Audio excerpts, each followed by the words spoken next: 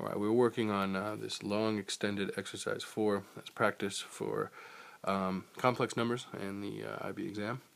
And we worked out prior to this video that by foiling out your x plus iy squared and then equating the real parts and the imaginary parts, you can prove this is true. So it's a couple steps. Then what we have is, of course, a system, and we use substitution to find the values of x and y to solve the system. And it turns out with a fourth degree polynomial, however, it's in quadratic form. And when we factor, we get x equals plus or minus 3 or plus or minus 2i. Now, we always look at the original question.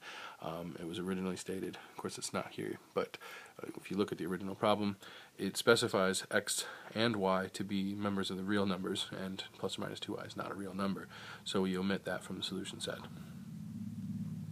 When x is positive 3, 6 divided by 3 is 2, so y is positive 2. When x is negative 3, y will be negative 2. So that means we know what our values of x and y are when that's 3, 2, or negative 3, negative 2. Now, the way the question is phrased, it says find the two square roots of negative 5 plus 12i. The statement was given to us as negative 5 plus 2i equals x plus y squared. Therefore, if we take the square root of both sides, we will see the square root right here of negative 5 plus 12i is equal to x plus iy. And since we have two values for x and two values for y, we substitute them in the right order, and these are the two square roots. The next bit of the problem is asking you to do a quick little conjugation proof. And the way it reads is the conjugate of a squared complex number is equal to the square of the conjugate of the same complex number. So we can work from both sides in this case, first defining z and z star accordingly. And so what I did here is I took z conjugate, z star, and that's a minus bi, and I square it. So that's this when you FOIL it all out. Of course, the I squared equals negative 1. On the other side, we have a plus bi squared, and then we're going to take the conjugate. So here we already took the conjugate, then we're going to square, here we're going to square, and then take the conjugate. We want to see if the results end up being the same. So far, they only differ by the negative here and the positive here. Since, again, I squared is negative 1, we'll have a squared minus b squared minus 2abi, and here we have a squared minus b squared again plus 2abi. But since it's positive and we need its conjugate, we will take the opposite of the imaginary part, and again, now we've proved that we can square and then conjugate, or conjugate and then square. Well, it says hence, therefore we should be using the statement above to help us write down the two square roots. The other key here, it says write down. What that means is there's not going to be computations here. It means that the work that we did is going to lead to the conclusion here. So you might even be able to guess your way to the correct answer. But to sort of clarify the image that we have here, this is the z squared, and it gives us negative 5 plus 12i. And this is the conjugate of z squared, which is going to equal the conjugate of negative 5 plus 12i. So if we solve for that is to say, if we take the square root of both sides, then we can actually take this. So we have the conjugate and the conjugate. So we have the conjugate of our previous answer and the conjugate of our previous answer.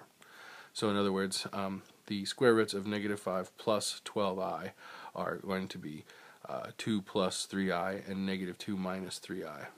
Now we're going to take the 2, conjugate the positive 3i, and we're going to take the negative 2, conjugate the negative 3i. So we're just basically taking the conjugates of the answers that we had here, based off of this principle. It's kind of hard to explain. It's more intuitive than anything else. Suffice it to say, it's a 2-mark issue. You are able to go further in this problem without answering 4D. So if you're taking a test and you don't quite get this right away, it'd be sufficient to move on. So we're continuing on with our explanation of complex numbers. This time, though, we're talking about a degree 4 polynomial. That's why it has this W shape. And it says explain why of the 4 roots of the equation 2 are complex. Basically, all you have to do is say that there are 4 total roots, real or complex, for any degree 4 polynomial. The graph shows 2 real solutions or roots, therefore the other 2 must be conjugate. And when they are, complex. And when you have complex solutions to polynomial equations, they always come in conjugate pairs. It's a big, big deal. So that's an easy couple of marks there. And then we are going to utilize all the information from the graph to help us fill out the constants that make up this 4th degree polynomial. You can see it's a quadratic plus 2 linears.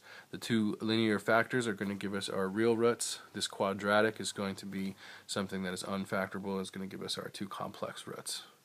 But one of the things I know is that when x equals, when x equals 0, y equals negative 32. It's given in the graph. But what I also knew was when x equals negative 4, we're going to have a 0 for this factor. When x equals 2, we're going to have a 0 for this factor. So I already know a is negative 4 and b is 2. Now I can use that along with the fact that f of 0 equals negative 32. Substitute 0 in here to find our d value, and the d is going to be 4. So I put in 0 here, here, here, and here. That's why I have 4 times negative 2 times d, and I know that equals negative 32. So that's how I got my d value. Not to devalue the problem. Hey-o. Anyway, all we have left to find is c. It's the only constant left, and then that's the only other point that I know. So I find f of negative 1. I know it's going to equal negative 18, so I solve for c, and that should take care of that. I've got all the a, b, c, and d values in color.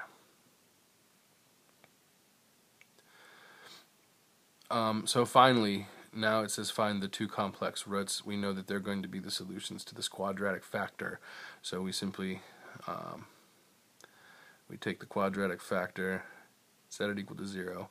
Obviously it's going to be imaginary, so we have to use the quadratic formula since it won't be factorable. We could complete the square, but I thought the odd b value number was no good.